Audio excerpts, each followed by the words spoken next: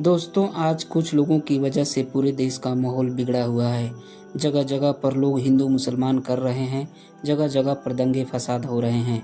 हाल ही में अपने हरियाणा के मेवात के नूह में देखा और सुना भी होगा कि किस तरह से वहाँ का माहौल बिगड़ा हुआ था।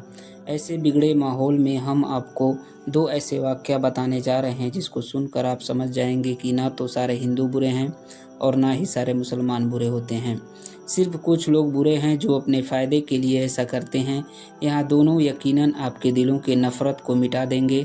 इसलिए आज का यह वीडियो आप सभी लोगों के लिए बहुत ही ज़्यादा ख़ास है। आप हिंदू हो या मुसलमान हो, आप इस वीडियो को आखिर तक ज़रूर देखें। और अगर आपको यह लगे कि यह वीडियो हिंदू और मुसलमान को एक कराने में मददगार साबित हो सकता है, तो आप इस वीडियो को दिल से एक लाइक करें और मेहरबानी करके इसे शेयर भी कर दें, ताकि और भी लोगों के पास ये वीडियो पहुंच जाए। तो चलिए शुरू करते हैं। दोस्तों, पहला वाक़या जो है, यह इस्लामाबाद की रहने वाली एक लड़की जिसका नाम रीता था। रीता लखनऊ शहर के रहने वाली अपनी पढ़ाई पूरी कर रही थी। रीता उस दिन अपने इलाहाबाद शहर जाने वाली थी, मगर उसी दिन उसके किसी फ्रेंड का घर में कोई पार्टी थी। इसलिए उसने सोचा कि पहले अपने फ्रेंड के घर पार्टी अटेंड कर लेती हूँ, उसके बाद शाम को अपने घर चली जाऊँगी। बस यही सोचकर अपना रिजर्वेशन भी करा लिया था। उसके बाद रीता ने पार्टी अटेंड की और फिर शाम को वह सीधे अपने फ्रेंड के घर निकली और रेलवे स्टेशन पर पहुंच गई और जाकर ट्रेन में अपनी सीट पर बैठ गई। रीता का रिजर्वेशन जिस बोगी में था उसमें लगभग सभी लड़के ही थे, जिनके हंसी मजाक रीता को खूब डरा रहे थे। टॉयलेट जाने के बहाने रीता पूरी बोगी घुम आई थी। मुश्किल से पूरी बोगी में 2 या 3 औरतें ही रही होंगी। यह देखकर रीता डर के मारे कांप सी गई, क्योंकि पहली बार रीता रात के वक्त में ट्रेन में अकेली सफ़र कर रही थी। इसलिए वह पहले से ही घबराई हुई थी और अब उसकी बोगी में सारे लड़के ही भरे थे। यह देखकर अब तो और भी ज़्यादा डर गई। इसलिए फिर वह खुद को इत्मीनान रखने के लिए अपनी सीट पर बैठी और एक मैगजीन निकालकर पढ़ने लगी। उस बोगी में लड़कों का एक झुंड था जो शायद किसी कैंप या किसी पिकनिक में जा रहे थे। उन लड़कों की हंसी मजाक और उनकी बातों से रीता और भी ज़्यादा डर जाती है। रीता डर और खौफ के बीच रात धीरे धीरे गुजरने लगी, मगर रीता अभी भी कांप रही थी। यह देखकर अचानक सामने सीट पर बैठे एक लड़के ने कहा, हेलो, मेरा नाम अमित है। आप तो डर के मारे पीली पड़ चुकी हैं। तो रीता धीरे धीरे कहा कि जी हाँ। तो लड़का समझ गया और कहने लगा कि जी कोई बात नहीं, अगर आप अपना नाम नहीं बताना चाहती हो तो मत बताइए, मगर वैसे भी आप कहाँ जा रही हो? रीता ने धीरे से कहा कि इलाहाबाद शहर। इतना सुनते ही लड़के ने कहा कि क्या इस्लामाबाद? अरे वहाँ तो मेरे नाना नानी का घर है, इस रिश्ते से तो आप मेरी बहन लगी।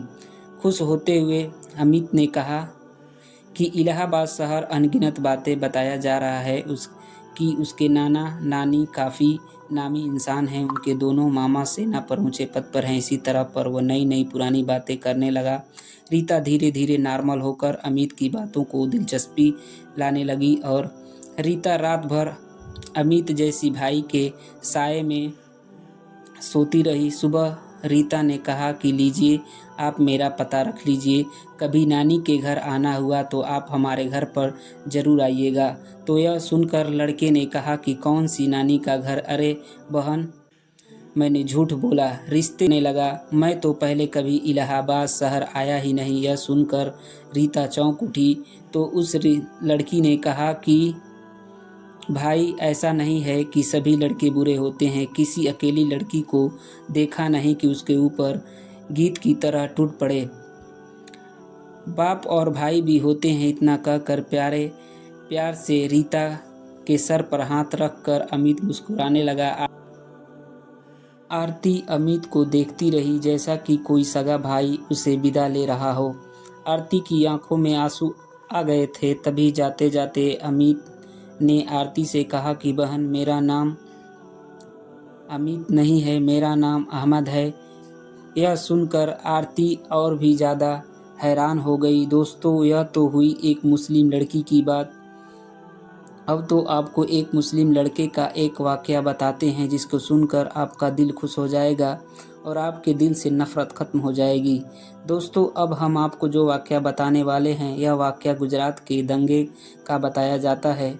कहा जाता है कि 27 फरवरी 2002 के दिन के वक्त एक ट्रेन में आग लगने की वजह से हिंदू मुसलमानों के बीच में लड़ाई शुरू हो गई थी, जो रात तक बढ़ते बढ़ते बहुत ही ज़्यादा बढ़ गई थी। फिर रात के वक्त में लोग टोलियों की शक्ल में लड़कों पर घूमने लगी और बेकसूर लोगों पर हमला करने लगी। इसी रात गुजरात के अहमदाबाद शहर में एक हिंदू लड़की अपने घर जा रही थी।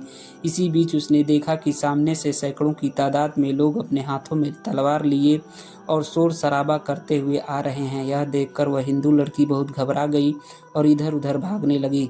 वह बहुत से घरों के दरवाज़ों पर गई, मगर ऐसे हालत में किसी ने भी अपना घर का दरवाज़ा नहीं खोला। ऐसे में वो लड़की बहुत ही ज़्यादा डर गई थी। फिर वह भागते भागते जल्दीबाजी में एक मस्जिद में दाखिल हो गई। यानी फिर से वह धोखे से एक मस्जिद में घुस गई और एक कोने में छुप कर खड़ी हो गई। मस्जिद में दाखिल होने के बाद उस हिंदू लड़की ने देखा कि मस्जिद के दूसरे कोने में एक जवान मौलवी बैठा हुआ है और कुरान पाक की तिलावत कर रहा है। यानी कि एक चिराग की रोशनी में एक मौलाना कुरान पढ़ रहा था। मौलवी को देखकर फिर वह हिंदू लड़की उसके पास गई और उनको बाहर का सारा माजरा बता दिया। यानी कि उस मौलवी को सब कुछ बता दिया। वह ऐसे ऐसे अपने घरों को जा रही थी, मगर उसके सामने दंगाई आ गए, इसलिए वह डर के मारे यहाँ पर आकर छुप गई।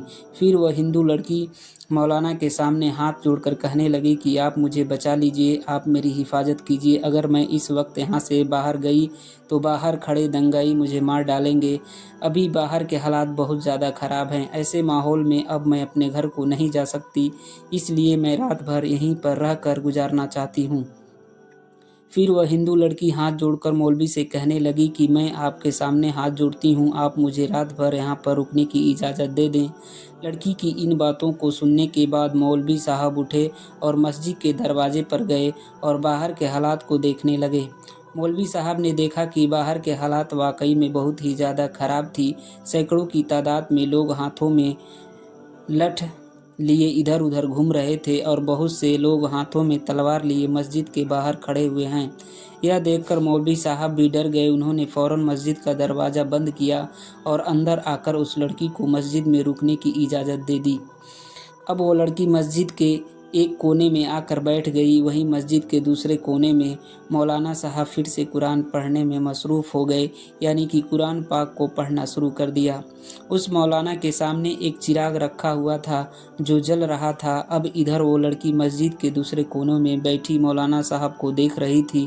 तभी उस लड़की ने देखा कि मौलाना साहब ने कुरान पढ़ने के दौरान अपनी एक उंगली को उस चिराग पर डाल दिया और अपनी उंगली को जलाने लगे। फिर थोड़ी देर बाद मौलाना ने वापस अपनी उंगली को चिराग के आग पर बाहर निकाला और फिर से वह कुरान पाक पढ़ने लगे।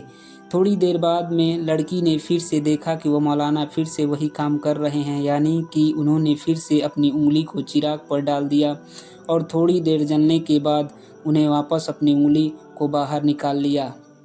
मस्जिद के दूसरे कोने में बैठी वह हिंदू लड़की यह सारा माजरा अपनी आंखों से देख रही थी।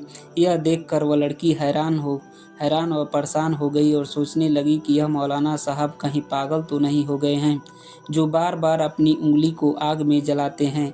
खैर दोस्तों, फिर ऐसे सोचते सोचते उस लड़की की आंख लग गई, यानी कि उसको नींद आ गई और फिर पूरी रात निकल गई और सुबह हो गई। सुबह वो मौलाना उठे और मस्जिद के दरवाजे पर गए और उन्होंने बाहर के हालात देखे और मौलाना ने देखा कि उस वक्त बाहर कोई नहीं था, यानी कि सारे दंगाई वहाँ से जा चुके थे। फिर वह मौलाना उस लड़की के पास गए और कहने लगे कि बहन उठो, हमारी नमाज का वक्त हो गया है। अभी थोड़ी ही देर के बाद यहाँ पर बहुत सारे नमाजी आने वाले हैं, इसलिए अब तुम्हारा यहाँ रुकना मुनासिब नहीं है, क्योंकि अगर लोगों ने तुमको यहाँ पर देख लिया तो लोग बदगुनामी पैदा हो जाएगी, लोगों में एक डाउट पैदा हो जाएगा। इसलिए अब तुम यहाँ से जल्दी से चली जाओ। और मैंने बाहर जाकर देख भी लिया है, अभी बाहर के हालात नॉर्मल हैं, बाहर का रास्ता साफ़ हो चुका है। अब आप आसानी से अपने घर को जा सकती हो।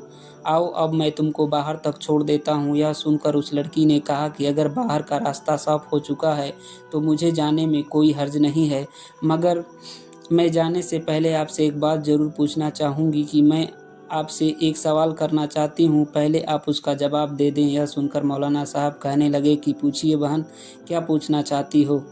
तो कहने लगी कि मैं मौलाना साहब, आप यह बताइए कि आप रात भर अपनी उंगली को चिराग में जलाने की कोशिश क्यों कर रहे थे। यह सुनकर मौलाना साहब ने कहने लगे, बहन इसके बारे में आप नहीं पूछें तो अच्छा है, क्योंकि यह मेरा जाति मामला है, इसलिए मैं इसके बारे में आपको नहीं बता सकता। यह सुनकर वह लड़की कहने लगी कि जब तक आप मुझे इसके बारे में नहीं बताएंगे तब तक मैं यहाँ से वापस नहीं जाऊँगी। इसलिए फिर मौलाना साहब को इसके बारे में मजबूरन बताना पड़ा। फिर वो मौलाना साहब कहने लगे कि देखो बहन, दरअसल यह है कि जब तुम रात के वक्त यहाँ पर आई थी तो तुम्हारी खूबसूरती को देखकर शैतान ने मुझको बहकाना शुरू कर दिया था। इसलिए फिर मेरे दिल में नफ्सियाती ख्याल उभरने लगे थे, यानी कि तुमको देखकर मेरे दिमाग में गलत गलत और गंदे ख्याल आने लगे थे और वह मुझको बेचैन करने लगे थे। इसलिए फ़ौरन मेरे दिल ने मुझसे कहा कि अगर तुम गलत काम करोगे तो कल क़यामत के दिन तुम्हें जहन्नम की आग में जलना पड़ेगा, जो इस दुनिया की आग से 70 गुना ज़्यादा भयंकर आग होगी, ताकतवर होगी। इसलिए पहले तुम इस दुनिया की आग का मज़ा चख लो। बस यही सोचकर फिर मैंने अपने दिल की बात मानते हुए अपने जिस्म का आग के हवाले कर दिया और अपने जिस्म को आग का मज़ा चखाने लगा और अपनी नफ्स से कहने लगा कि अगर तुझ में आग की तपिश को बर्दाश्त करने की ताकत है तो फिर तुम्हारी मर्जी है, तुम जो चाहे कर लो। अगर तुमको इसको बर्दाश्त कर सकते हो तो फिर तुम यह गुनाह कर लो। इसी वजह से रात में जब जब मेरे दिमाग में गलत और गंदे ख्याल आते तब मैं अपने नफ्स को आग के हवाले कर दिया और नफ्स को आग का मज़ा चखाने लगा। आग की तपिश देखकर मेरी नफ्स गलत काम करने से रुक गई और ऐसा करते करते मेरी पूरी रात गुजर गई।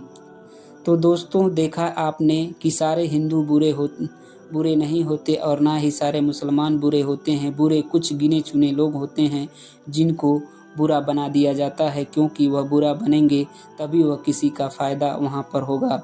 कुछ लोग जो अपने फ़ायदे के लिए हिंदू मुसलमान के काम बड़े लेवल पर कर रहे हैं, इसलिए आप ऐसे लोगों की बातों में कभी ना आएँ और आपस में सब मिलजुल कर रहें। इसी से हम सबका फ़ायदा है, हमारे देश का फ़ायदा है। उम्मीद करते हैं कि दोस्तों आज की यह वीडियो आपको पसंद आई होगी। अगर यह वीडियो आपको पसंद आया तो दिल से इस वीडियो को लाइक कर दें और मेहरबानी